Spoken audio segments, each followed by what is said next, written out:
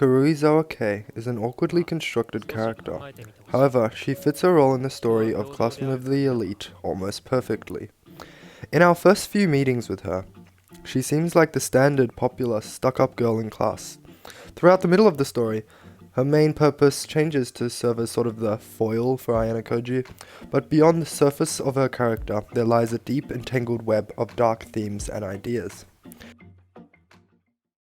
I won't give a rundown of the events unless it's directly relevant, so if you want to see for yourself, I suggest you read the light novels, especially from volumes 4 to 7 where her development is most prevalent. If you're not a reading type of person, I also highly recommend videos by Unseen Whispers, who I'll link in the description. These videos are like short little summaries of each of the following volumes that finish after the anime. Anyways, without further ado, I will never smile for you, smile for you, smile for you, smile for you. the first big sign we get that shows that there is something deeper with the character of Karuizawa is during the monologue of Volume 4, fittingly titled Karuizawa Kei's Monologue. She states that everything, her personality, her appearance, her relationships, everything about her is a lie, a facade, all for the purpose of protecting herself. Unlike what the reader may see at first, Karuizawa openly rejects the idea that she has any real relationships, claiming that even after I entered this school, nothing had changed. Further going on to state that I know none of the boys and none of the girls like me. It's blatantly obvious that her behavior as the class leader is only a desperate attempt to hide herself from her past. This is a result of her attaching her own self-worth to what others think of her. This leads her to feel isolated after suffering from severe bullying and social detachment back in her primary school days. By association, this causes her to lose value in the sanctity of her life, believing that she is worthless, that she is trash, eventually calling herself a parasite, a weak creature incapable of surviving on its own. She eventually resolves to only care about her survival. This is the tragic story of Karuizawa's mental state in Volume 4. I will never cry for you, cry for you, cry for you, cry for you.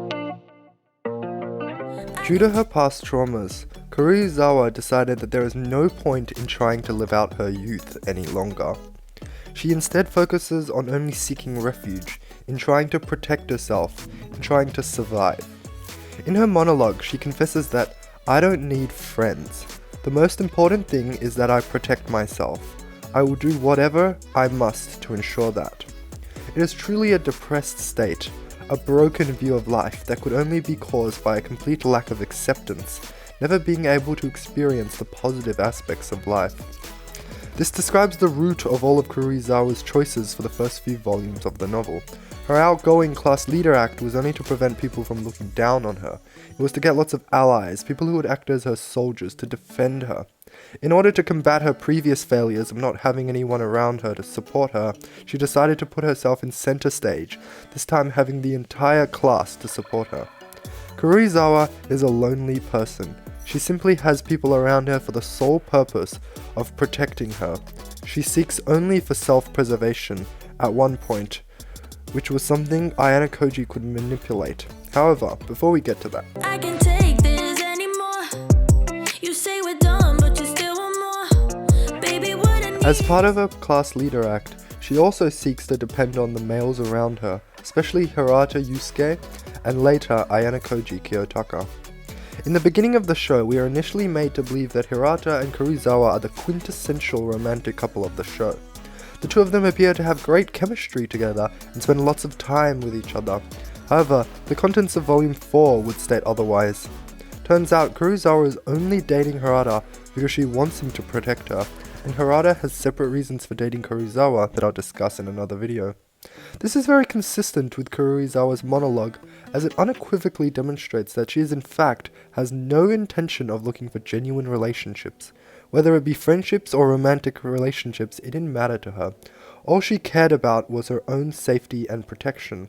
As stated before, she is a parasite, latching onto anyone around her who she can depend on, someone around her who will stay by her side and protect her. When she eventually realizes that Hirata doesn't protect her as much as she would like, and that he would even sell her out to others, the stage is set for her to latch onto someone else. Although this other person would cause her much grief, they would also show her the path to true love. Baby, what I need is you out the door. This time I'm sure, yeah. Ayanokoji knows better than anyone that Karuizawa just wants someone to latch onto. He was able to deduce this just based off some limited evidence provided from her interactions. This is why he took the risk and aggressively confronted her at the bottom of the ship during Volume 4. It wasn't a wild gamble, but simply just confirming his theories. He knew that she wanted to stick with the strongest boy, the boy who can most wholly protect her. This is why he was able to so easily get her under his grasp. After this point, after experiencing school life with Ayanokoji, slowly but surely she learns what it feels like to truly experience youth. I'll talk about this specific part in a bit more detail because I feel like it's gonna need its own separate video to kind of explain in full detail, and it doesn't relate just to Karuizawa, so hopefully sometime in the future this video will come out, and yeah, let's hope that it does happen. Ultimately, Karuizawa is an intricately crafted character portraying someone who is constantly reliant on others. She is someone who seeks refuge in hiding from her past, trying to protect herself with all that she could do.